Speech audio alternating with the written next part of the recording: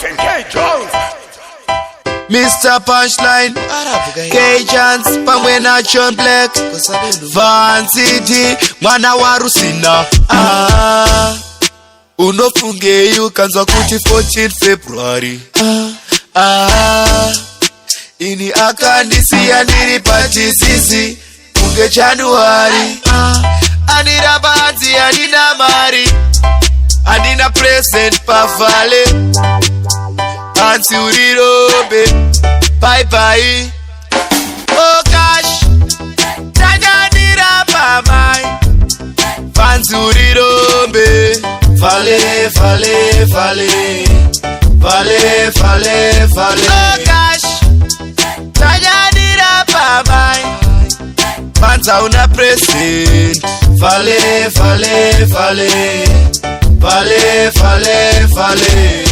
Hello baby present yangu iripi. Mama wakurwara ndugu chwaga yediripi. Aiwawo wakutonde kwidza pipi. Akuya wakundikira ndeyipi. Ndakazongonzwa kuti it's over. Fancy urirofa. Anga achiwa we marriage rofa. Amai. Oh gosh. Tajadira pamai. Fancy urirobe. Fale, fale, fale, fale, fale, fale. Oh gosh, tajadira pamai. Fanza una present. Fale, fale, fale, fale, fale, fale. Akakombaira mabebi ane rudo, pete ane unuwe makudo. Kutambira muomwe mangu kunge juto, pasina maro kufarira to.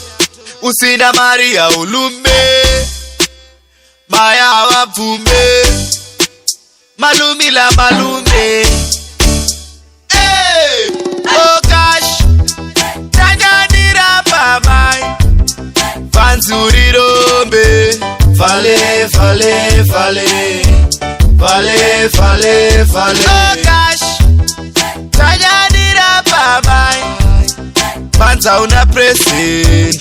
Fale, fale, fale, fale, fale, fale. Hello baby present yangu iripi. Mama wakurwara ndugu chwaga yediripi.